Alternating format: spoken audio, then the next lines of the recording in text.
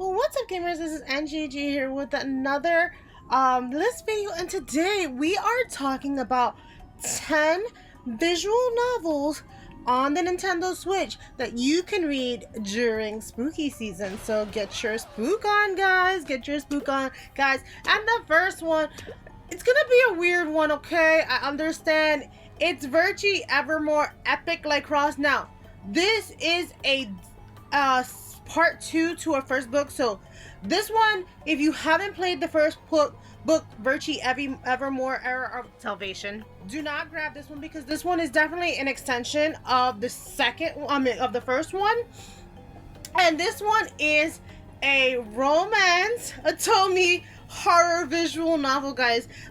I don't know how those genres merge. I remember reading the first part and I didn't get very far because I was reading other horror books at the time, or other scary games, so I didn't get to finish it. But I remember, like, they were definitely pulling it off, where you're meeting a bunch of bachelors in this island where you can't turn a certain age. I think it was like 21 or 25. I think nobody got older than that, and you had to put your like mind into a body that you paid for so you can live on if you wanted to, and you had to keep moving on like that as a doll. And some people didn't like that, and some people did. It was so weird how the story of that went, and people were killing the people, and their dolls were coming back because the dolls wouldn't know who would kill them, because they put the memories of themselves before they got killed, so the doll wouldn't know how they died.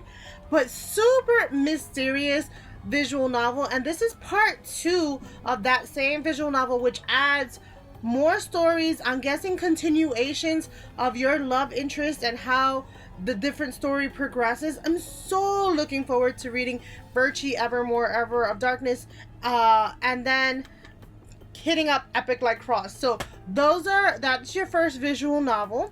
The second visual novel is a double pack, and this is Vampire the Masquerade, the New York bundle. It comes with the Countries of New York and the Shadows of New York, and these are very visual novel based on the vampires themselves, not on their victims. So very based in the vampires themselves and the world in which they live.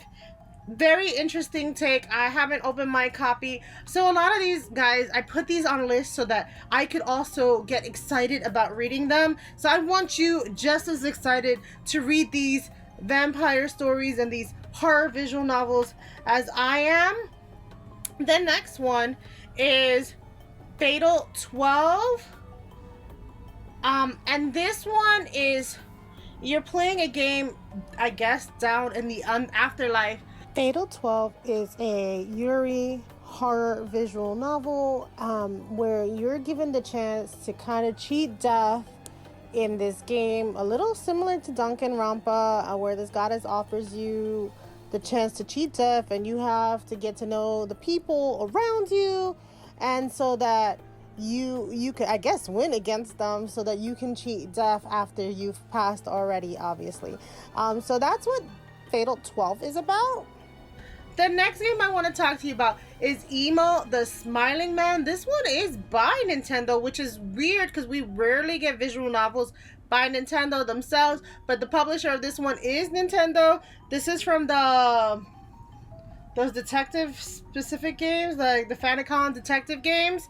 So this one is about a murder series where it's a murder mystery where a serial killer kind of has returned from 18 years ago. I guess you're trying to find out whether it's a copycat or the original serial killer that's come back. You are a detective and you are on the scene and trying to figure out what's going on, what's happening. You definitely have options to pick and select whether you think what's going on and try to piece together the detective pieces. This game looks very, very interesting to me. I just haven't gotten around to playing it, but that's just with how much games I have, it's just harder to get back to these backlogs. The next game I have for you is 9 R.I.P.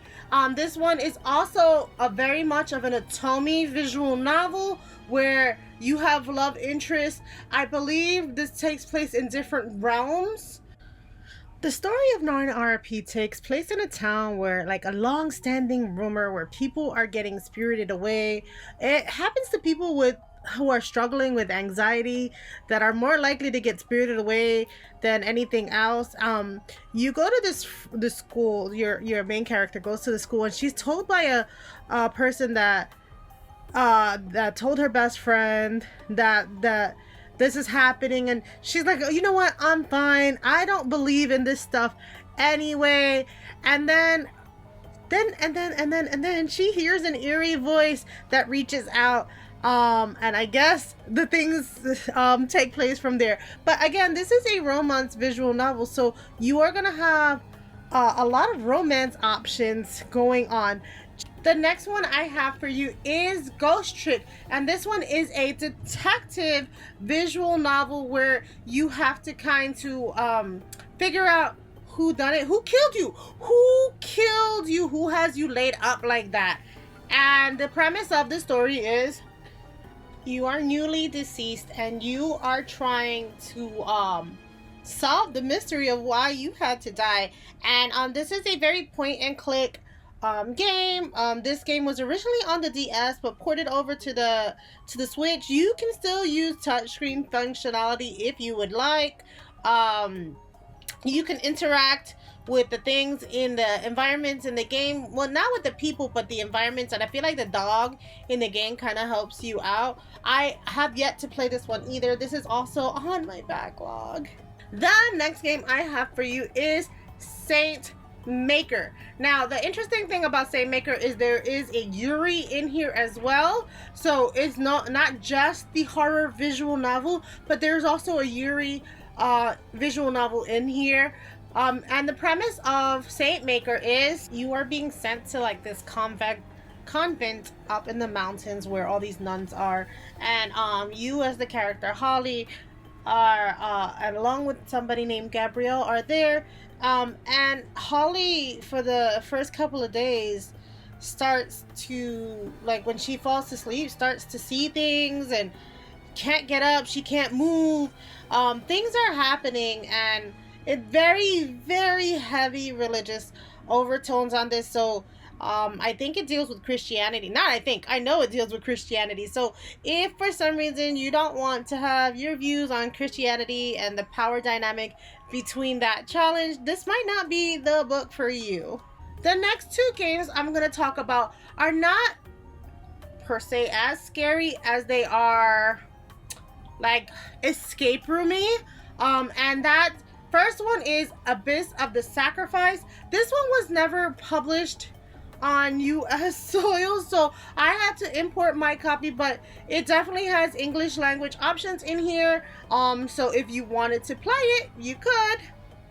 And this one is about a civilization that existed at one point where I guess they created an underground bunker, a world of some sort, and you have these 5 characters that are there, but they don't know what's going on. Like, I don't know if they've gotten amnesia or what, but like their foundation of this like underground bunker is starting to crumble. Things are falling on your characters, walls are breaking down, food is becoming scarce, and if you don't figure out a way out, you will not survive. This is very, very, again, not really survival horror, but definitely escape room-esque. And sometimes that can be scary if you're running out of food. So I figure it works in this context. The next and last game I have for you is another escape room type game, and this one is Yurukill. And this one is about this escaped convict that goes into these like games, these like carnival games where you have like, you're trying to fight for your life basically. You are partnered with an executioner, and I think there are several teams, and you're having to like solve escape room things. and at any point your executioner can execute you. There's no consequence to the executioner being around you, but I guess to have their wishes granted, and that's why they're playing the games alongside you. It's very, very weird, and it does have some like shoot 'em up areas. I don't know, but it's very escape room. I do hear that it's a little handholdy, so it might not be as scary an escape room, but there's that. And these are all the horror visual novels. Guys, if I didn't get to one that you can think about, I have another video where I did 10 other horror games that might be on that list, and I will link it above. And if it's not even on that list, let me know. Let me know what horror visual novels I'm missing to add to my collection. And thank you for watching. If you've liked this video, don't forget to give it a thumbs up. Even if you don't subscribe, just give it a thumbs up. That greatly helps me out. And thanks for watching. Happy gaming and happy spooky season. Bye.